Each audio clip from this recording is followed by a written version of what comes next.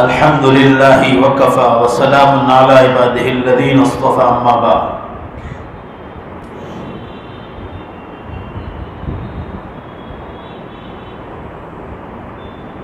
کتاب اللباس والزینۃ واللہو والسور،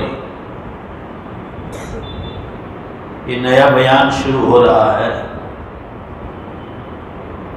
لباس کیسا ہو، زینت اور خوبصورتی کیسی، کھیل کود کی چیزوں کے مسائل اور تصویروں کے مسائل۔ البتہ اس باب میں تصویر کا ذکر پہلے آیا ہے۔ تصویر کی دو قسمیں ہیں، کاغذ پر ہو یا کپڑوں پر ہو، یہ تصویر کہلاتی ہے۔ جیسے اسٹوڈیو میں آپ فوٹو نکالتے ہیں، پاسپورٹ کاپی یا فل سائز، یہ سب کاغذ پر ہوتے ہیں۔ اب پلاسٹک کے بھی آنے لگے ہیں، کپڑوں پر بھی فوٹو آتے ہیں، انسان کے بھی ہیں، جیسے جرسیوں، اسی طرح شرٹ وغیرہ پر، جوتوں پر، چپلوں پر، چھوٹی ہو یا بڑی۔ یہ تصویریں اور یہ فوٹو بھی حرام ہے۔ تصویر کی دوسری قسم ہے اسٹیچیو، جس کو انگلش میں کہا جاتا ہے، عربی میں اس کو مجسمہ کہا جاتا ہے۔ اس میں انسان کا پورا شریر اور پورا جسم موجود ہو۔ جیسے آپ نے انڈیا میں جگہ جگہ مہاتما گاندھی کا، سردار ولبھ بھائی پٹیل کا، سیمنٹ کنکریٹ کا بنا ہوا جو ہوتا ہے، اس کو مجسمہ کہتے ہیں۔ تصویر کی سب سے پہلے یہ قسم حرام ہے، جو مٹی سے، سیمنٹ کنکریٹ سے بنایا جائے۔ اسلام میں ایک سیکنڈ کے لیے بھی اس کی اجازت نہیں۔ اور تصویر کی دوسری قسم ہے جو کپڑوں پر آ رہی ہے، جینٹس، لیڈیز، سبھی کپڑوں پر، جوتوں پر، چپلوں پر، یہ سب تصویریں بھی حرام ہیں۔ اس میں صرف وہ تصویریں اور ان فوٹو کی اجازت ہے جس میں قرآن پاک میں فرمایا گیا الا مَضْطُرِرْتُمْ إِلَيْهِ، یاد رکھو یہ آیت، جب تم حالت پریشانی میں آ جاؤ، حالت مجبوری جس کو کہا جائے۔ جیسے آپ انڈیا کی حکومت میں رہتے ہیں، یا انگلینڈ میں، امریکہ میں، فرانس میں، افریقہ کے کسی ملک میں، یا ادھر آسٹریلیا، نیوزی لینڈ میں، وہاں کی غیر مسلم حکومتیں ہیں۔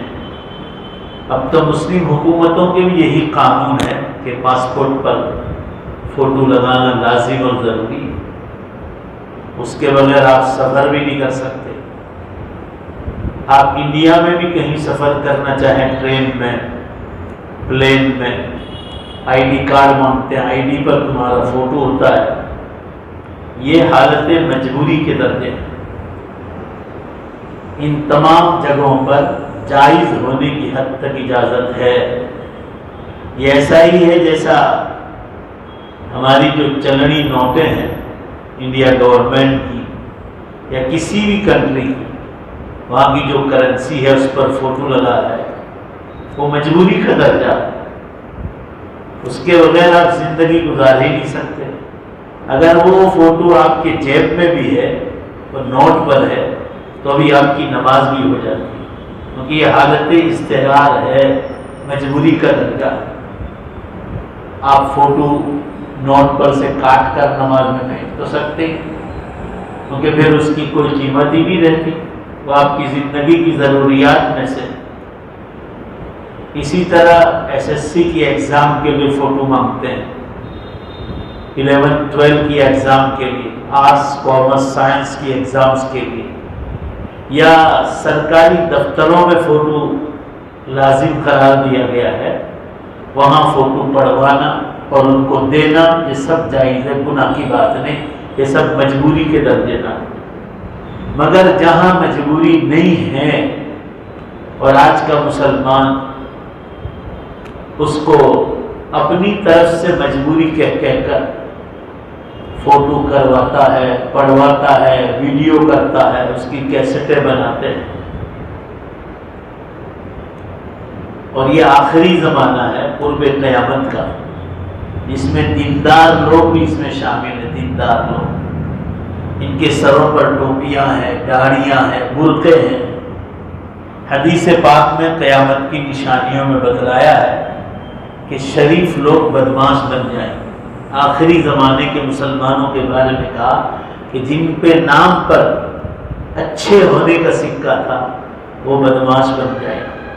آپ ویڈیو دیکھ رہے ہیں، اچھے اچھے دیندار لوگ شادیوں میں ناچ رہے ہیں، داڑھی والے، ٹوپی والے، برقع پہنے ہوئے ناچ رہے ہیں لوگ، جو غیروں کا طریقہ ہے، شیطانی راستہ ہے. اس کی بات چھوڑو، ناچنے اس کے تو انجوائے کے نام سے وہ بھی گناہ کر لیتے ہیں. سود اور بیاج کا مسئلہ، انٹرسٹ کا مسئلہ، بیاج بھرپائی کرو یا بیاج لو. بے حساب مسلمان دیندار طبقہ بھی بیاج پر اور سود پر کام کرتا ہے. جن کے ہاتھوں میں تسبیح ہے تو لوگوں کو لون پر، بیاج پر پیسے دیتے ہیں اور بیاج پر پیسے لیتے ہیں. آج جو مرڈر ہوا سورت میں، یہ سب بیاجو سسٹم پر آپس کے جھگڑے ہیں کہ وہ میرا بزنس وہ لے رہا تھا بیاج کا، وہ کما رہا تھا، وہ آیا تو اس کو اڑا. یہ سب غلط راستوں میں. اللہ تعالیٰ کی کبھی مدد ایسے لوگوں پر نازل نہیں ہوتی. آپ کروڑوں نہیں اربوں روپے بھی بیاج پر کما بھی لیں تو آپ کے پیٹ میں جانے والا لقمہ حرام ہی کہتا ہے، اس سے بننے والا خون بھی حرام ہے.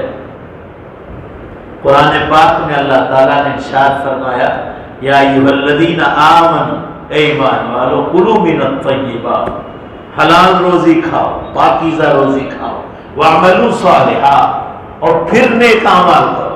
قرآن کی ترتیب تو دیکھو کیا ماشاءاللہ ترتیب ہے. فرمایا حلال روزی کھاؤ اور پھر نیک اعمال کرو. قرآن یہ کہہ رہا ہے کہ حلال روزی کھانے کے بعد جو نیک اعمال ہوں گے، زور سے بولو بے شک اللہ انہی اعمال کو قبول کرے. آپ ریوالور لے کر ہائی وے پر کھڑے ہو گئے، AK-47 لے کر، اور اس کے سر پہ رکھ دیا، لا پیسہ نکال، یا کمپنی کو لوٹ لیا آپ نے، کسی کی دکان اور فیکٹری کو لوٹ لیا، پیٹرول پمپ پر جا کر پورا پیسہ لوٹ لیا، اور پھر آپ کہو میں اس پیسوں سے بیوہ اور یتیموں کو پالتا ہوں. اللہ یہی چیز سمجھا رہے ہیں کہ روزی حلال ہوگی اور پھر بیوہ یتیموں کو پالو تو اللہ اس کو قبول کرے گا. حرام مال سے نیکیاں قبول نہیں کی جاتی. آپ کے پیٹ میں جو حرام کا خون ہے، حرام کا، اس سے اللہ تعالیٰ شان کا قانون ہے نیک اعمال کی توفیق چھین لیتا ہے. نیک اعمال کیونکہ روزی حلال ہے. اس لیے بزرگوں کا کہنا ہے، قرآن و حدیث سے ثابت ہے، چٹنی روٹی کھاؤ مگر حلال کھاؤ. ذرا زور سے بولو سب مل کر، چٹنی روٹی کھاؤ مگر حلال کھاؤ. اچھے مرغے مسلم بھی کھاؤ مگر حلال کھاؤ، تو اس سے حلال خون تیار ہو. اور جب اندر حرام کا خون دوڑے گا تو اللہ نیک اعمال کی توفیق چھین لے. پھر آج سے نمازیں بھی چھوٹیں گی، روزے بھی چھوٹیں گے، تلاوت بھی چھوٹیں گے، ذکر و اذکار بھی چھوٹیں گے، سب جتنے دنیا بھر کے نیک اعمال ہیں. آپ صدقہ و خیرات کرتے تھے، حلال مال، وہ سب چھوٹ جائیں گے، اس لیے کہ بدن میں دوڑنے والا خون حرام کا ہے. مجبوریاں یہاں کام نہیں کرتی. جہاں مجبوری ہے، شریعت کہے یہاں مجبوری ہے، بس اسی کو مجبوری کہا جائے. جیسے فوٹو کا مسئلہ ہے، تصویر کا مسئلہ ہے، تو SSC کے ایگزام کے لیے فوٹو لازم ضروری، 12 کے ایگزام کے لیے، اسکولوں میں، کالجوں میں، یونیورسٹیوں میں، سرکاری آفیسز میں جہاں لازم ہے وہاں آپ مجبور کہلائیں گے. وہاں فوٹو پڑھوانا اور اس کو دینا کوئی گناہ کی بات نہیں. مگر آپ یہ چاہیں جہاں ضرورت نہیں، آپ نے نئی نئی شادی کی ہے، میڈم کو لے کر آئے، آپ دونوں نے ایک ساتھ فوٹو کھنچوایا اور آپ نے ویلکم روم میں رکھا، سٹنگ روم میں سامنے ہی رکھا کونے پر کہ دیکھو یہ دلہا دلہن صاحب کا فوٹو۔ اب یہ مجبوری کا درجہ نہیں، یہ حرام کا درجہ۔ آپ کو کسی حال میں اللہ تعالیٰ اس کی اجازت نہیں دے۔ جہاں اجازت ہوگی اتنی ہی دیر تک کی اجازت ہوگی، اس سے آگے کی اجازت نہیں ہوگی۔ آپ مفتی صاحب کے پاس جاؤ اور آپ کہو کہ میرے پاس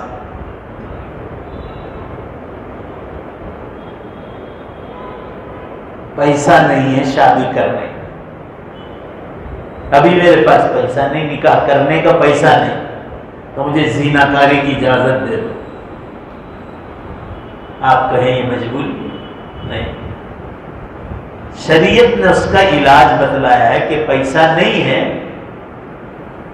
اور گناہ میں جانے کا خطرہ ہے اور نکاح نہیں کر سکتا ہے، تو مشکات شریف کتاب نکاح کی پہلی حدیث میں ہے، یا معشر الشباب من استطاع منکم الباءۃ فلیتزوج فإنه اغض للبصر وأحسن للفرج وإلا فعليكم بالصوم فإنه له وجاء۔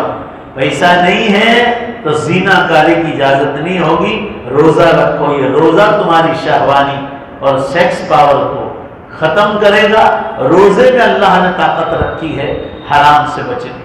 تو مفتی صاحب آپ کو کہیں گے کہ زنا کاری کی اجازت نہیں، یہاں کوئی مجبوری نہیں، ابھی روزہ رکھو جب تک اللہ تعالیٰ تمہیں پیسہ دے۔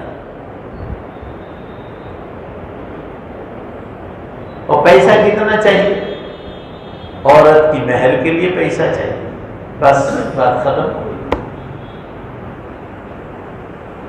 دوسرا شخص آیا، اس نے سوال کیا مفتی صاحب کو کہ ہمارا آدمی بہت بیمار ہے، دیکھو زنا کاری کی وہ مجبوری بتلا رہا تھا مگر اجازت نہیں ملی، کیونکہ اس سے حرام اولاد پیدا ہوتی ہے، نسل انسانی برباد ہو جاتی ہے۔ جیسے آپ یورپ میں دیکھو، امریکہ میں دیکھو، فرانس میں 85% سے اوپر اولاد حرام ہے، 85% سے زیادہ اولاد حرام، 15 سے 17% حلال اولاد ہے۔ آج اس عورت کے ساتھ دوستی تھی، کل دوسری کے ساتھ کی، حمل ٹھہر گیا، دوسری کو پکڑ لیا کلب میں جا کر، اب وہاں بھی حمل ٹھہر گیا، یہ سب زنا کی اولاد۔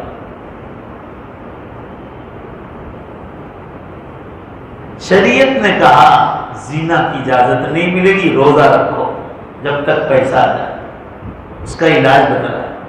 دوسرا شخص آیا، مفتی صاحب سے کہنے لگا ہمارا آدمی بیمار ہے اور سارے ڈاکٹروں کا مشورہ ہے کہ اس کا کوئی علاج نہیں، اس کا ایک ہی علاج ہے۔ ڈاکٹروں نے کہا وہ علاج ہے شراب پلاؤ، دارو، وائن پلاؤ۔ تو مفتی صاحب دوبارہ سوال کریں گے کہ جان بچانے کے لیے لکھوا کر لاؤ کہ کتنا ml کی اجازت ہے، تو کہیں گے کہ جان بچانے کے لیے 5 ml کی، یعنی 1 ٹی اسپون اگر یہ آدمی کو پلا دیا جائے تو اس کی جان بچ جائے گی۔ تو مفتی صاحب اجازت دیں گے کہ 5 ml شراب اور دارو پینے سے جان بچ جاتی ہے، تو صرف 5 ml کی اجازت ہے، 1 ml بڑھانے کی اجازت نہیں، حرام کہتے ہیں۔ تو جان بچانے کے لیے اتنی شراب کی مفتی صاحب اجازت دیں گے، وہ بھی صرف جان بچانے کی حد تک کہ یہاں مجبوری کا درجہ ہے کہ جان بچ گئی، ہو سکتا ہے آدمی کو نئی زندگی ملی تو اللہ جانے کتنے کہیں کتنے کتنے کتنے نیک اعمال کرے، تو وہاں اجازت ملے گی۔ شراب بھی حرام ہے، زنا کاری بھی حرام، دونوں حرام ہے اسلام میں، مگر زنا کاری کی اجازت قیامت تک نہیں ملے گی۔ پورا مجمع زور سے بولو بھائی، زنا کاری کی اجازت قیامت تک نہیں ملے گی، کیونکہ اس سے حرام اولاد پیدا ہوتی ہے۔ اور شراب پینے کی اتنی مقدار جائز ہے جتنی مقدار سے 1 ٹی اسپون سے آپ کی جان بچ جاتی ہے۔ مفتی صاحب اس میں اجازت دیں گے، حالانکہ یہ بھی حرام، مگر اس کی اجازت ملے گی۔ تو حرام میں بھی الگ الگ درجے اللہ کے۔ آج لوگ بہانہ کر کے بیاجو کاروبار کرتے ہیں، میں انکلیشور میں تھا 2 دن پہلے، کینیڈا سے ایک فیملی آئی. ماں باپ اپنا زیورات اپنی اولاد کو دے کر گئے کہ بیٹا اس کو حفاظت سے رکھنا.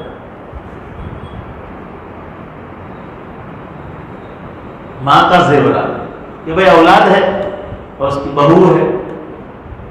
کیا کیا؟ ماں باپ گئے کینیڈا اور انہوں نے انجوائے کرنا شروع کیا. آج یہ ہوٹل میں، کل وہ ہوٹل میں. نوکری بھی کرتا ہے شاندار قسم کی. وہ نوکری بھی گئی اتنی جگہ، اڑاتے رہے پیسے. ایک وقت ایسا ہے کہ وہ سننا جتنا تھا، ماں باپ تو کینیڈا میں گروے رکھ دیا بیاج پر. یہ وہ لوگ ہیں جن کے نام پر وہ مسجدوں میں پہلی صفوں میں نماز پڑھتے. میں ایسا نہیں کہہ رہا ہوں کہ ہر دیندار آدمی ایسا ہے، مگر یہ آخری زمانہ ہے، قیامت کا قریب کا زمانہ ہے، دیندار لوگ بھی بیاج کے کاروبار میں شامل ہو.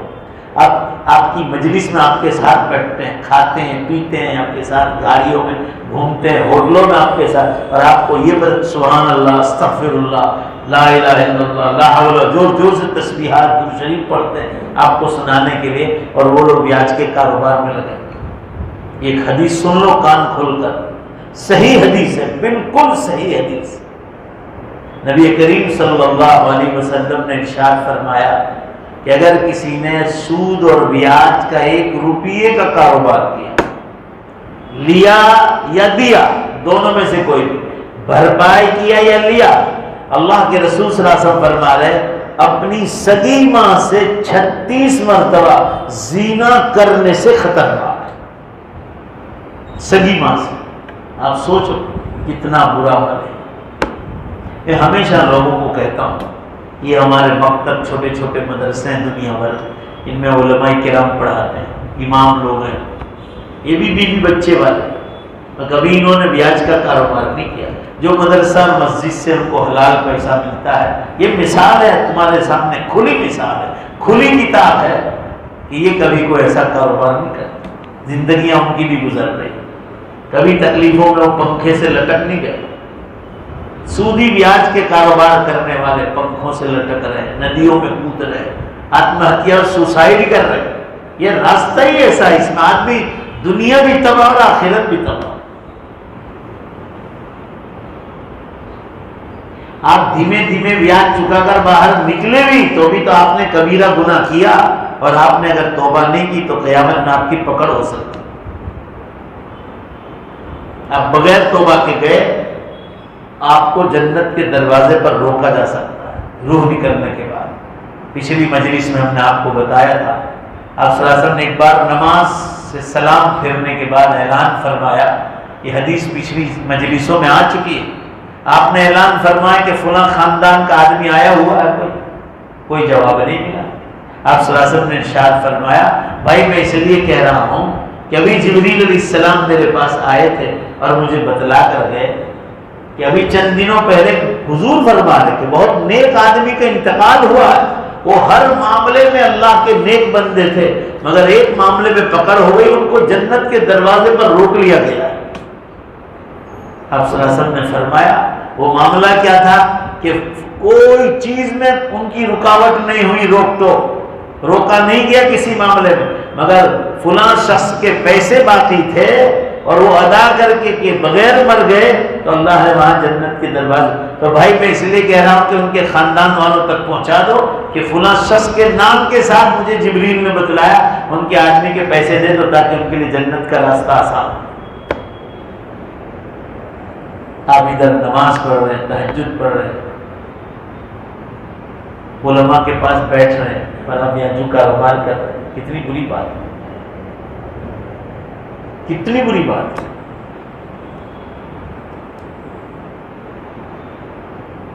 اللہ تعالیٰ اس سے حفاظت فرمائے. تو بہرحال میں یہ عرض کر رہا تھا کہ 2 چیزیں ہیں. ایک ہے اسٹیچو جو سیمنٹ کانکریٹ سے کسی انسان کا فوٹو بنایا جائے، جیسے مہاتما گاندھی کا بناتے ہیں، سردار ولبھ بھائی پٹیل کا بناتے ہیں، اسی طرح آپ شیر کا بناؤ، بکری کا بناؤ، ہرن کا بناؤ، کسی بھی چیز کا، لوہے کا بھی بناؤ مگر شکل جانور کی ہے یہ سب مجسمے کہلاتے ہیں، حرام ہے، اس کو مورتی کی شکل کہا جاتا ہے۔ اور دوسری قسم ہے کاغذ پر فوٹو، کپڑوں پر فوٹو، یہ سب چیزیں حرام، مگر مجبوری کے درجے میں نے باپ کو بتلا دیا کہ ان چیزوں میں جائے۔ ایئرپورٹ پر آپ سے فوٹو مانگتے ہیں، پاسپورٹ کے لیے مانگتے ہیں، بلا فوٹو کے پاسپورٹ بنتا نہیں، تو کیا کریں گے آپ؟ یہ مجبوری کا درجہ ہے، اور اللہ نے قرآن میں فرمایا الا مَضْطُرِرْتُمْ إِلَيْهِ، جب تم حالت مجبوری میں آ جاؤ۔ اب یہ مجبوری ہے، SSC کے لیے فوٹو مانگ رہے، پاسپورٹ کے لیے فوٹو مانگ رہے، 12 کی ایگزام کے لیے مانگ رہے، کالج میں، یونیورسٹیوں میں، ریلوے اسٹیشنوں پر مانگ رہے، بکنگ کرانے کے لیے آپ سے مانگ رہے، ID کارڈ میں فوٹو، پاسپورٹ میں فوٹو، جہاں جاؤ اس کے بغیر آپ کا کام نہیں چاہیے۔ یہ حالت پریشانی کہلائے گی، اتنی دیر تک آپ کو اجازت ہے، باقی کی اجازت نہیں۔ اس کا بیان آ رہا ہے۔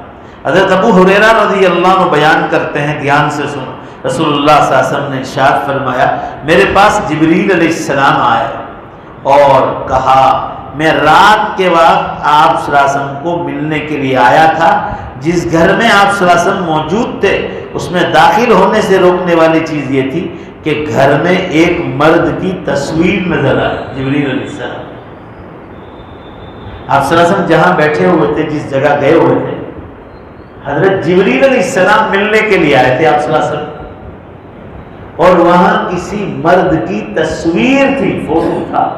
تو حضرت جبریل نے فرمایا ہم اللہ کے فرشتے ہیں، ہم اس گھر میں نہیں جاتے جہاں فوٹو رکھا ہو، ہم اس گھر میں نہیں جاتے۔ اور گھر میں ایک اور نقشی والا پردہ تھا جس پر نقش لگا ہوا تھا، اس میں بھی تصویریں۔ ایک حدیث آ رہی ہے، حضرت عائشہ رضی اللہ عنہا سے آپ کا نکاح ہوا تو حضرت عائشہ نے ایک تاکچہ، جیسے قرآن پاک ہم رکھتے ہیں، یہ کبڑ بولتے ہیں ہم لوگ، ایسے چھوٹا سا قرآن پاک رکھنے جیسا چھوٹا سا تاکچہ تھا، اس پر پردہ لگا ہوا تھا اور اس پر تصویر تھی۔ جبریل علیہ السلام نے آ کر فرمایا کہ اللہ کے رسول یہاں یہ تصویر آپ کے پردے، آپ صلی اللہ علیہ وسلم فوراً دیکھا، بہت باریک تصویریں تھیں جانور کی، تو آپ صلی اللہ علیہ وسلم نے حضرت عائشہ سے فرمایا کہ اس کا جو سر ہے اس کو کاٹ دو۔ چنانچہ سر کینچی سے کاٹ دیا گیا وہ پردے پر، اب وہ تصویر نہیں رہی۔ اب انسان ہے، اس کا گلا کاٹ دو آپ پورا، اب انسان نہیں رہے گا، وہ مر گیا۔ اسی کے منزلے سے ہے کہ اس کا سر کاٹ، آگے حدیث آئے گی کہ کسی تصویر کا سر کاٹ دو آپ، تو اب وہ درخت کے معنی میں ہو گیا، جیسے درخت کا فوٹو جائز ہے، اب آپ نے انسان کا سر کاٹ دیا، اب وہ انسان نہیں کہلائے گا، وہ درخت کے برابر ہو گیا، اب یہ اتنا جائز ہو گیا۔ آپ کے کپڑے پر فوٹو لگا ہوا ہے، آپ کہیں کہ قلم یا میں یہ مار دوں، کلر مار دوں، نہیں، کلر مارنے سے تصویر گئی نہیں، وہ تو دب گئی، اس علاقے کو کاٹنا پڑے گا اور رفع کرا لو بعد میں، ورنہ وہ تصویر ہی کہلائے۔ دو موقع آئے جبریل علیہ السلام گھر میں تشریف نہیں لائے، ایک آدمی کی تصویر نظر آنے لگی اور ایک مقام پر حضرت عائشہ رضی اللہ عنہ نے پردہ بنایا تھا، اس پر تصویر لگی۔ فرمایا عائشہ یہ چیز ہمیں انسان کو جہنم میں لے جاتی۔ عائشہ رضی اللہ تعالیٰ عنہ کو جب بتایا فوراً کاٹ دیا اسی سیکنڈ، اور آپ صلی اللہ علیہ وسلم نے فرمایا اب ان کپڑوں کو اگر آپ کو پردہ نہیں رکھنا ہے تو اس کے تکیے کے کور بنا دو۔ چنانچہ تکیے بنا لیے گئے، اس کے اب اس کو کاٹ دیا گیا، تصویر رہی۔ آئیے حدیث آئی، آپ صلی اللہ علیہ وسلم نے ارشاد فرمایا وَكَانَ فِي الْبَيْتِ قِرَامُ سِتْرٍ فِيهِ تَمَاثِيلٌ، یہ آیا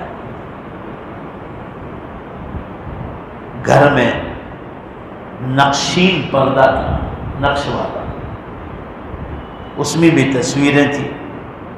آپ حکم دیں کہ تصویر کا سر کاٹ دیا جائے تاکہ وہ درخت کے مانند ہو جائے۔ کوئی تصویر کو آپ سر سے کاٹ کے، کینچی سے کاٹ کے پھینک دو، اب یہ درخت کے معنی جھاڑ کی طرح ہو جائے کہ جیسے جھاڑ جائز ہے یہ بھی جائز ہے کہ اب انسان سر کاٹ دیا گیا.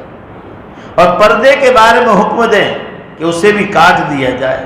ایک روایت میں ہے کہ گھر میں ایک دیوار کے ساتھ پردہ لٹکا ہوا ہے اور اس میں تصویریں اور فوٹو ہیں، ان کے سروں کو کاٹ دو اور اس کے بچھونے یا تکیے بنا لو یا اس کو رون ڈالو، کیونکہ ہم اس گھر میں داخل نہیں ہوتے. حضرت جبریل علیہ السلام فرما رہے جس میں تصویر یا فوٹو. اور ایک دوسری حدیث میں ہے اس پردے کے 2 ایسے تکیے بنا لیے جائیں جن کو رون دیا جائے یعنی کاٹ دیا جائے. اور کتے کے بارے میں حکم دیں کہ اس کو نکال دیا جائے. رسول اللہ صلی اللہ علیہ وسلم نے ایسا ہی کیا. ایک بار جبریل امین آئے تھے آپ صلی اللہ علیہ وسلم کے گھر. حضرت عائشہ رضی اللہ عنہا کے یہاں پر آپ صلی اللہ علیہ وسلم کی باری تھی اور مدینے کے محلے کے کتے کا چھوٹا سا بچہ جس کو ہم پلہ کہتے ہیں وہ آپ صلی اللہ علیہ وسلم کے گھر میں گھس گیا. دروازہ کھلا ہوگا. حضرت عائشہ رضی اللہ عنہا کام میں تھی اور نیچے قالین بچھا ہوا گدا اور اس پر حضرت عائشہ رضی اللہ عنہا نے چادر بچھائی تھی. وہ چادر پھیلی ہوئی تھی. وہ کتے کا چھوٹا سا بچہ چادر کے نیچے جا کے گھس گیا. آپ صلی اللہ علیہ وسلم اسی گھر میں تھے مگر آپ کو پتہ نہیں تھا. جبریل امین نے آ کر بتلایا کہ بھائی کیا بات ہے؟ کہا کہ آپ کے گھر میں کتا ہے. ہم اس گھر میں داخل نہیں ہوتے جس میں کتا ہو. تصویر ہو وہاں بھی اللہ کے فرشتے نہیں جاتے، کتا ہو وہاں بھی نہیں. چنانچہ بعض روایتوں میں ہے کہ یہ محلے کے چھوٹا سا کتے کا بچہ تھا. کبھی کبھی نواسے حضرت حسن اور حسین رضی اللہ عنہ محلے میں وہ بچہ گھومتا تھا تو اس بچوں سے اس کتے کے بچے سے کھیلا بھی کرتے تھے. اور تو اس بھول میں وہ بچہ کتے کا آ گیا آپ صلی اللہ علیہ وسلم کے گھر. یہ آ گئی حدیث دیکھ لو آپ. اذا الكلب جرو كان للحسن والحسين عليهما السلام تحت نضد لهما قال وما زال يوصيني بالجار حتى ظننت او رايت انه سيورثه. واقعی آپ کے گھر میں کتے کا بچہ تھا جو حسن حسین علیہم السلام کا تھا. یعنی وہ بچے دونوں اس محلے کے کتے کے بچوں سے کھیلا کرتے تھے. بہت چھوٹا 2-4 دن کا بچہ نہیں. ہمارے گھر کے بچے بھی اٹھا اٹھا کے پھرتے. ہمارے گاؤں وغیرہ میں تو بہت ہم نے دیکھا بچوں کو یہی پتہ نہیں بچوں کو یہ کتے کا بچہ ہے تو اٹھا اٹھا کے اس کو لے کے گھومتے باقاعدہ. تو وہ گھر میں آ گیا اور گھر میں گھسا ہوا تھا. آپ صلی اللہ علیہ وسلم نے فرمایا جبریل کیا بات؟ کہ اللہ کے رسول آپ کے گھر میں کتے کا بچہ ہے. اس گھر میں نہیں جاتا جس میں کتا. کتنے مسلمان آج بہانے سے رکھتے ہیں کہ ہمارے گھر میں ہم تو بہت مالدار آدمی ہیں. دروازے پر کتا باندھتے اور پھر اس پر لکھتے ہیں کتراتی ساودھان. انگلش میں بھی لکھتے ہیں بیویئر آف ڈاگ. یہ حرام ہے. آپ کو کسی حال میں اجازت. آپ کہیں گے کہ چور آئے تو یہ بھونکتا پتہ چل جاتا ہے. اب چور ایسے ہی تھوڑی آتے ہیں. اب تو ریوالور لے کے آتے ہیں. پہلے آپ کے کتے کو مارتے ہیں پھر آپ کو مارتے ہیں. اب کتا کیا بھونکے گا بولو آپ. یہ بہانہ ہے صرف. آپ صلی اللہ علیہ وسلم نے ارشاد فرمایا حدیث میں ہے جو مسلمان اپنے گھر پر کتا باندھتا ہے.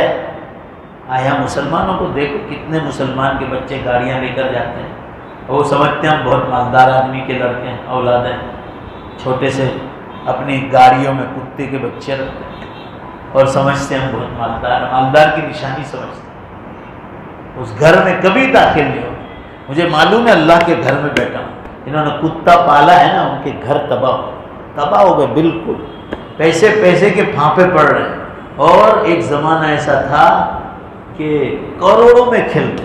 آپ کے صورت کی بات کر رہا ہوں کسی اور جگہ کی بات نہیں کر رہا ہوں. اپنی آنکھوں سے دیکھا. تباہ ہو گئے. برکتیں اٹھا لی گئی. آپ صلی اللہ علیہ وسلم نے ارشاد فرمایا جو مسلمان اپنے گھر پر کتا باندھتا ہے اگر روزانہ احد پہاڑ جو سب سے وزنی اور بابرکت پہاڑ اس کے وزن کے برابر سونا بھی اللہ کی راہ میں خرچ کرتا ہو تب بھی اس کتے کی نحوست سے اللہ اس کی نیکی کو ختم کرتے.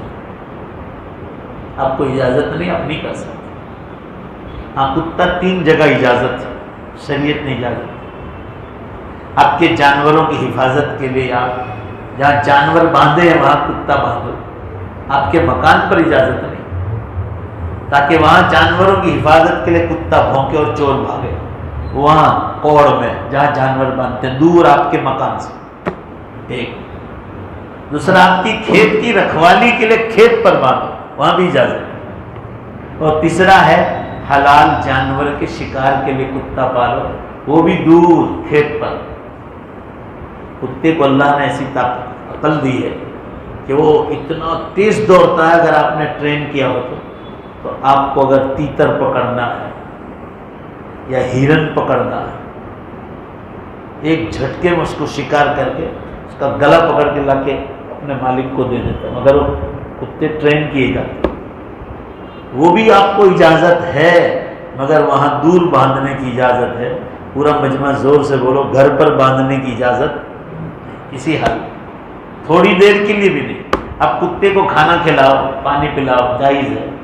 میں روزانہ، ہمارے محلے کے کتے ہیں بہت سارے، میری گاڑی سب کو بھونکتے ہیں، مجھے کبھی نہیں بھونکتے، اور میں اس کو بسکٹ کھلاتا ہوں روز صبح شام، معلوم ہے آپ کو؟ یہ مولسب بھی ان کو دیتا ہوں، یہ بھی کھلاتا ہوں۔ وہ بیچارے غریب لوگ میرے گھر کے پیچھے رہتے ہیں، میں ان کو پارلے بسکٹ صبح شام کھلاتا ہوں۔ بخاری شریف میں ایک واقعہ ہے، ایک بنی اسرائیل جو حضرت موسیٰ علیہ السلام کی قوم ہے، ان میں ایک بڑا گنہگار آدمی، بہت گنہگار، حدیث میں ہے بڑا گنہگار تھا، عاصین، مگر ایک پیاسے کتے کو پانی پلانے پر اللہ نے اس کو جنت میں دے دیا۔ حضرت موسیٰ علیہ السلام پر ایمان لایا تھا، مگر فاسق و فاجر آدمی، شریعت کی نگاہ میں بڑا گنہگار شخص تھا، مگر خود ایک مرتبہ جنگل میں اپنا چمڑے کا موضوع تھا، موزہ، اس کو اس نے ڈول بنایا اور رسی باندھ دی سوراخ کر کے، اور اس سے پانی نکالا چمڑے کے موزے میں، اور باہر لوگ آتے جاتے اس کچے کنویں سے پانی نکالتے تو باہر کیچڑ پڑا ہوا تھا، اور کیچڑ میں پانی تھا۔ کیچڑ آدمی چوستا ہے تو پانی ہوگا، کیچڑ پانی ہوگا تبھی کیچڑ بنے، تو وہ کیچڑ میں سے چوس رہا تھا پانی، تو اس کو رحم آیا اور اپنے سے پہلے اس پورا پانی کتے کو پلایا۔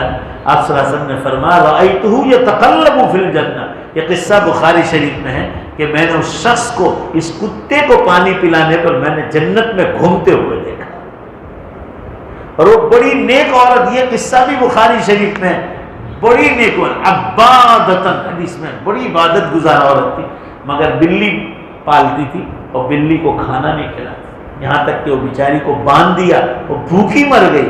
آپ صلی اللہ علیہ وسلم نے فرمایا اس نیک عورت کو بلی کو ستانے پر میں نے جہنم کی آگ میں جلتے ہوئے دیکھا۔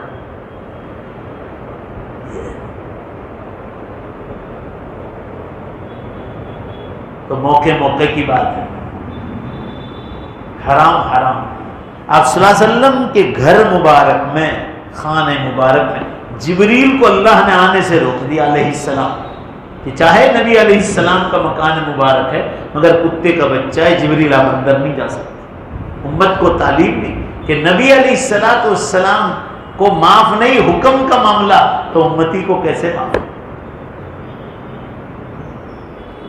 گناہ کسی مومن کو قتل کرنا، ایک تو بیاج کے دھندے، سوپاری کے دھندے، اور پھر مومن کو قتل کرنا۔ قرآن میں ہے ومن قتل مؤمنا متعمدا فجزاؤہ جہنم، جس نے کسی مومن کو قتل کیا، چاہے اس کے پاس ایک ہی نیکی تھی ایمان اور کلمہ، مگر اس کو قتل کیا ہے، اور قتل کرنے والا بھی اگر مسلمان ہے تو اس کو لمبی مدت تک جہنم کی آگ میں رہنا پڑے، چاہے وہ کتنا ہی نیک کیوں۔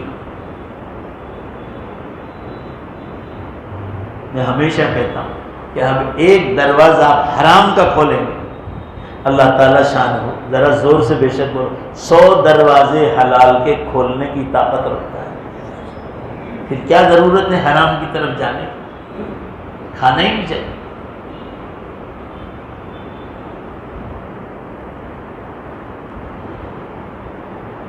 یہی حدیث میں ایک اور چیز آپ صلی اللہ علیہ وسلم ارشاد فرما رہے کہ جبریل امین آئے تھے تو اسی مجلس میں جس میں کتے کا ذکر اور تصویر کو حرام بتلایا، فرمایا جبریل امین مجھے یہ بھی بتلا کر گئے، مجھے وصیت کرنے رہے کہ مجھے یہ کہا کہ پڑوسیوں کا حال امت کو بتلا دو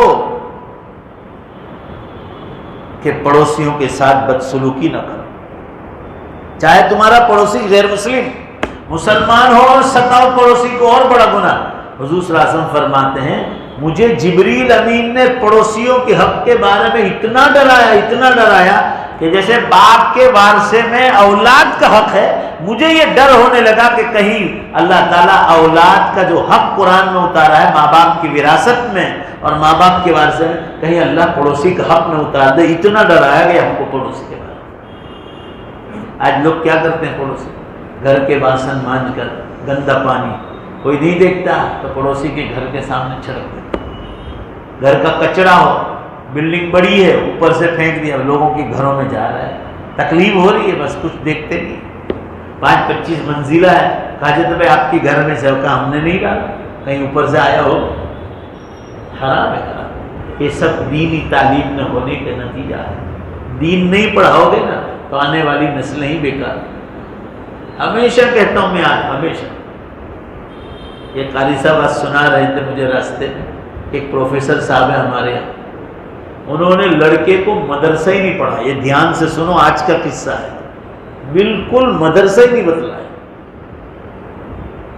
اب وہ ناستک قسم کا نکلا، ابھی کہہ رہا ہے کہ میں خدا کو اور نبی کو مانتا ہی نہیں، میں پہلے اس کی تحقیق کروں گا خدا ہے کہ نعوذ باللہ استغفر۔ مدرسہ پڑھایا ہی نہیں اس نے، اور ایک نقصان تو یہ ہوا کہ ناستک نکلا اولاد، مسلمان کی اولاد، اور دوسرا باپ سے ابھی سے کہہ رہا ہے 17-18 سال کا ہے کہ میری وراثت ابھی دے دو، کہ ابھی دے دو، میرا حق ابھی دے دو۔ اب وہ کان پکڑ رہا ہے کہ مولوی لوگ جو کہتے ہیں کہ دنیا کے ساتھ دین کی تعلیم ضروری ہے ورنہ اولاد ہاتھوں سے نکل جائے، بھائی بولو نے دینی تعلیم ضروری ہے کہ نہیں؟ یہ دیکھ لو آپ کے سامنے جاؤ، قرآن میں ناستکوں کو بار بار کہا اولئک ھم الکافرون، یہ انکار کرنے والے لوگ، خدا کا انکار کرتے ہیں۔ دنیا کا پتا پتا اور چپے چپے پر نظر ڈالو، آپ ہر چیز خاموش زبان میں کہہ رہے کہ ہم سب کو اللہ نے پیدا کیا، انسان کی کیا بات؟ عرض کرنے کا منشا یہ ہے، یہ تصویر حرام۔ اب میں نے خلاصہ بتلا دیا آپ کو کہ سیمنٹ کنکریٹ سے بنی ہو یا سٹیل سے بنی ہو، لوہے سے، یا جناب جو ہے پلاسٹک، بڑے بڑے پلاسٹک آ رہے ہیں مضبوط، اس سے بنی، یہ سب حرام۔ اور وہ تصویریں جو کپڑوں پر یا کاغذوں پر ہیں، جہاں جہاں اجازت ہے وہ بھی میں نے آپ کو بتا دیا، اور جہاں اجازت نہیں، حالت مجبوری نہیں ہے، وہاں اس کی اجازت نہیں ہوگی۔ اللہ تعالیٰ ان تمام چیزوں سے ہماری سب کی حفاظت فرمائے۔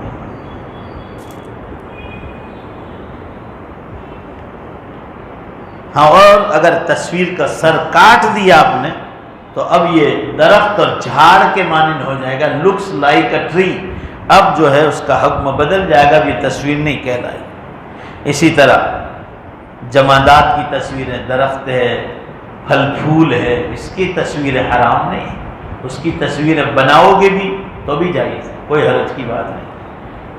سیدنا عبداللہ ابن عباس کی حدیث آئی ہے کہ وَإِن كُنْتَ لَا بُدَّ فَاعِلًا فَاصْنَعِ الشَّجَرَ وَمَا لَا نَفْسَ لَهُ، اور اگر تمہارے لیے تصویر بنانا ضروری ہے تو جھاڑ کی بناؤ، درخت کی بناؤ، اور اس کی چیز کی بناؤ جس میں جان نہیں، جس میں جان نہیں، ان چیزوں کی بناؤ، جائز۔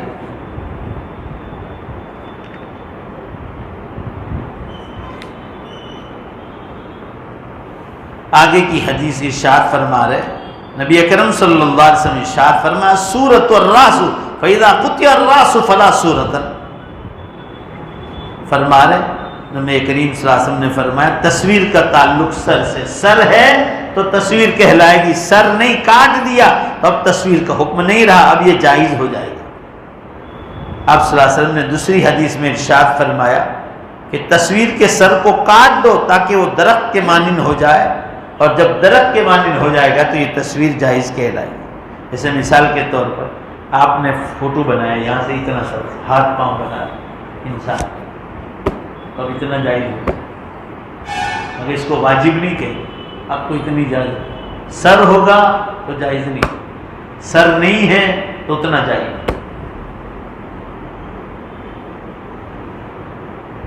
حضرت اسامہ بن زید رضی اللہ عنہ حدیث بیان کرتے نبی اکرم صلی اللہ علیہ وسلم نے ارشاد فرمایا، میں رسول اللہ صلی اللہ علیہ وسلم کے پاس کعبے میں گیا، کعبۃ اللہ، آپ صلی اللہ علیہ وسلم نے تصویریں دیکھی اور پانی کا ایک ڈول منگوایا، میں ڈول لے کر آیا، آپ صلی اللہ علیہ وسلم نے ان تصویروں کو مٹانا شروع کیا اور فرمانے لگے، دھیان سے سنو، یہ تصویریں جو ہم بغیر ضرورت کے بنواتے، اللہ تعالیٰ اس قوم کو ہلاک کرے جو ان چیزوں کی تصویریں بناتے ہیں جن کو خود وہ پیدا کر بھی نہیں سکتے۔ جیسے ہم شیر بنائیں، بکری بنائیں، جاندار ہو اس کی تصویر بنائیں، تو آپ صلی اللہ علیہ وسلم نے فرمایا کہ چلو اس میں جان ڈال کے بتلاؤ، جس چیز کو ہم جان نہیں دے سکتے اس کی تصویر بھی نہیں بنا سکتے۔ حضرت جابر رضی اللہ عنہ بیان کرتے ہیں کہ کعبے میں کچھ تصویریں تھیں، امام احمد نے اس کو مسند احمد میں ذکر کیا ہے اور البیہقی نے فی دلائل النبوہ میں ذکر کیا کہ حضرت جابر فرما رہے رضی اللہ عنہ کعبے میں کچھ تصویریں تھیں، فامر عمر بن الخطاب ان یمحوها فبل عمر ثوبا ومحاها بی فدخلها صلی اللہ علیہ وسلم وما فیها من شیء۔ آپ صلی اللہ علیہ وسلم نے حضرت عمر بن الخطاب رضی اللہ عنہ کو حکم دیا کہ وہ ان کو مٹا دیں۔ کعبہ میں، کعبۃ اللہ میں تصویریں تھیں شروع اسلام۔ حضرت عمر رضی اللہ عنہ نے ایک گیلا کپڑا، پانی والا کپڑا لیا اور ان کو بالکل مٹا دیا۔ جب آپ صلی اللہ علیہ وسلم کعبے میں داخل ہوئے تو اس میں کوئی تصویر نظر نہ آئی، وہ پانی کی وجہ سے اس تصویروں کو مٹا کے ختم کر دیا۔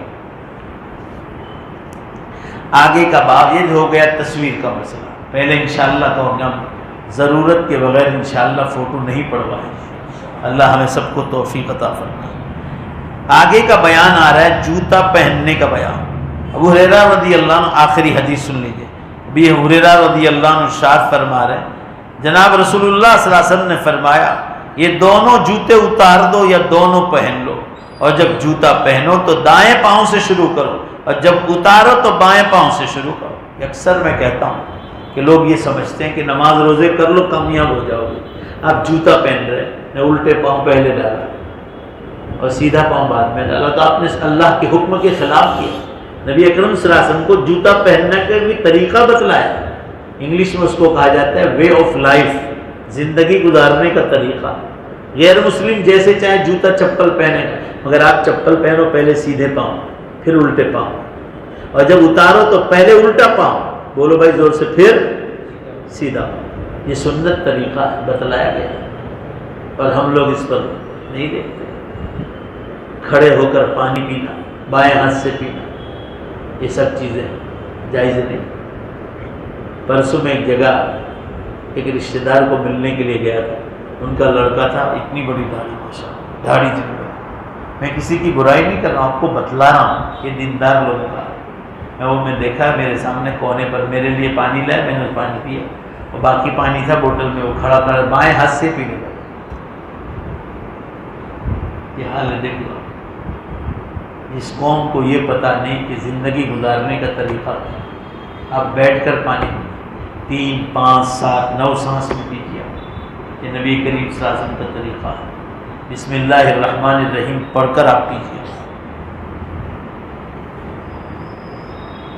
آگے کی حدیث آ رہی ہے، ابو ہریرہ رضی اللہ عنہ فرما رہے نبی اکرم صلی اللہ علیہ وسلم نے فرمایا جب تم جوتا پہنو تو دائیں پاؤں سے اور جب اتارو تو بائیں پاؤں سے شروع کرو، یعنی جوتا پہنتے وقت دائیں پاؤں سے پہلے پہنو اور پھر بائیں پاؤں، لیفٹ، پہلے رائٹ پھر لیفٹ، اور پہن لیا اب کب اتارنا ہے تو پہلے لیفٹ، پہلے بایاں، الٹا اور پھر سیدھا۔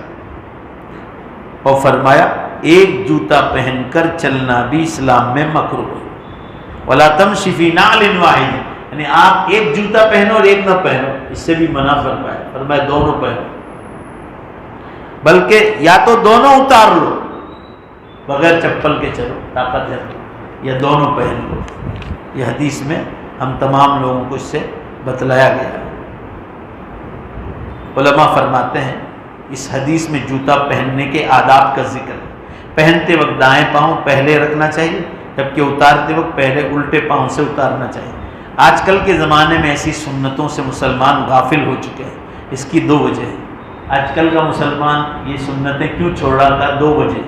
ایک تو ہے کہ جناب جہالت ہے، دین کی تعلیم نہیں، دوسرا ہے اسلامی تربیت کرنے والے لوگ کم ہیں جو اس پر دھیان نہیں دلاتے۔ یعنی بیان کرنے والے اس چیز پر دھیان نہیں دلاتے کہ بھائی جوتا کس طرح پہننا چاہیے، چپل، آپ کرتا پہنو پہلے سیدھا ہاتھ ڈالو پھر الٹا، نکالتے وقت پہلے الٹا پھر سیدھا، اسی طرح پائجامہ پہنو پہلے سیدھا پاؤں پھر الٹا پاؤں، اتارتے وقت پہلے الٹا پھر سیدھا۔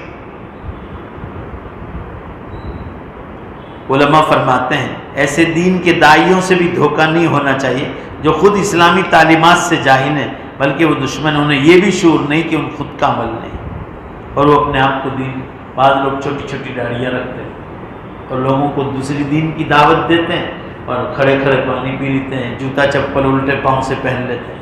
فرمایا ایسے عالموں سے اور ایسے دین کے داعیوں سے دھوکہ نہیں کھانا چاہیے، ایسے لوگوں سے بچنا چاہیے۔ یہ صرف دعویٰ ہے دین کا مگر عمل بالکل نہیں۔ اللہ تعالیٰ شان ہو ہم تمام کو ہر سنت پر چلنے کی توفیق عطا فرمائے۔ وآخر دعوانا الحمدللہ رب العالمین۔ بقرعید کے بعد ہماری یہ مجلس شروع ہو گئی ہے، آپ حضرات دوسروں تک بھی واٹس ایپ کے ذریعے بھی بات پہنچائیں اور جو ہے آپ اپنے علاقے میں دوستوں کو بھی کہیں اور لوگوں کو لائیں تاکہ اس سے فائدہ ہو اور لوگ اپنی آخرت بنائیں۔ اللہ ہم سب کو عمل کی توفیق عطا فرمائے۔ وآخر دعوانا ان الحمدللہ رب العالمین۔ درود شریف پڑھ لو دعا۔ بسم اللہ الرحمن الرحیم، الحمدللہ رب العالمین والعاقبۃ للمتقین والصلاة والسلام علی خیر خلق محمد وآلہ وصحبہ اجمعین۔ ربنا آتنا فی الدنیا حسنہ وفی الآخرۃ حسنہ وقنا عذاب النار۔ اے اللہ اپنے فضل سے ہمارے گناہوں کو معاف فرما، ہماری خطاؤں سے درگزر فرما۔ اے اللہ ہم سب کی مغفرت فرما، ہمیں لمبی عمر عطا فرما، نیک اعمال کے ساتھ، تندرستی کے ساتھ، گناہوں سے بچاتے ہوئے، تیرے دین کا کام کراتے ہوئے، اور مولا جب دنیا سے جانے کا وقت آ جائے ہم سب کا خاتمہ ایمان پر فرما۔ اے اللہ ایمان پر موت کی بھیک مانگتے ہیں، ہم سب کو ایمان پر موت عطا فرما۔ ہمارے ماں باپ، رشتہ دار، بھائی بہن جتنے انتقال کر گئے اللہ ان سب کی مکمل مغفرت فرمائیں۔ اے اللہ ان کے درجات کو بلند فرمائیں، انہیں قبر میں راحت عطا فرمائیں۔ اے اللہ ان کی قبر کو جنت کے باغیچوں کا ایک باغ بنائیں۔ اے اللہ ان کی قبر کو رحمتوں سے، برکتوں سے، مغفرتوں سے پوری طرح ڈھانپ لے۔ اللہ ہمارے ماں باپ کی خاص کرے اللہ، ان کا حشر نبیوں کے ساتھ، صدیقین کے ساتھ، شہداء کے ساتھ، صالحین اور صالحات کے ساتھ ان کا حشر فرما۔ اے اللہ دنیا سے زیادہ انہیں قبر میں راحت عطا فرما۔ اے اللہ تو ان سے راضی ہو جا۔ اے اللہ ہمارے ماں باپ سے، اوپر کے رشتہ داروں سے، نیچے کے رشتہ داروں سے، بھائی بہن سے، اے اللہ تمام رشتہ داروں سے، پوری امت اسلام جو قبرستانوں میں تمام سے آپ راضی ہو جائیں۔ اے اللہ قبر میں ایک دن جانا ہی جانا ہے، ہمیں روزانہ اپنی قبر یاد کر کے آخرت کی تیاری کی توفیق عطا فرما۔ مولا لوگ قبرستانوں میں پڑے ہوئے ہیں، ان کی قبر پر کوئی نہیں جاتا، کوئی نہیں جاتا ہے، جو جاتا ہے وہ جاتا ہے عام ماحول غفلت کا ہے، بڑی بے وفا دنیا ہے۔ اے اللہ لوگ ہمارے مرنے کا انتظار کر رہے ہیں، اللہ اس امت کی جہالت کو دور فرما دے۔ روزانہ نہ صحیح کم از کم ہفتے میں 2 بار یا 1 بار قبرستان جا کر آخرت کی تیاری کی توفیق عطا فرما۔ قبرستان جانے سے آخرت کی یاد آتی ہے۔ اے اللہ ہم سب کو قبرستان جانے کی توفیق عطا فرما۔ گھروں میں دینی تعلیم زندہ ہو، اس سے بھی آخرت کی فکریں ہوتی ہیں، علماء کے بیانات سننے، ان کی مجلسوں میں جانے کی توفیق عطا فرما۔ امت کے بیماروں کو پوری طرح شفا عطا فرما۔ اس مجلس میں جتنے لوگ بیٹھے ہیں ان کے مرحومین کی مغفرت فرما، ان کے بیماروں کو مکمل شفا عطا فرما۔ اے اللہ ڈابھیر جامعہ اسلامیہ کے شیخ الحدیث اور پیر طریقت اس زمانے کے ایک بڑے بزرگ حضرت مفتی احمد خان پوری صاحب دامت برکاتہم العالیہ بیمار چل رہے ہیں، اللہ حضرت کو جلد سے جلد مکمل شفا عطا فرما۔ گجرات کی سرزمین کے لیے ایک بہت بڑی نعمت ہے امت کے لیے اور پوری امت کے لیے بھی، اللہ حضرت کے سائے کو دیر تک اور دور تک قائم فرما اور حضرت کو جلد سے جلد گھر واپس آ جائیں۔ اے اللہ شفا یابی کے ساتھ اللہ ایسی تندرستی عطا فرما۔ ہم سب کو اللہ ان بزرگوں کی مجلسوں میں جانے کی توفیق عطا فرما، اور بھی جو بیمار ہیں سب کو شفا عطا فرما۔ ہمیں علماء کی مجلسوں میں بیٹھ کر دین حاصل کرنے کی توفیق عطا فرما۔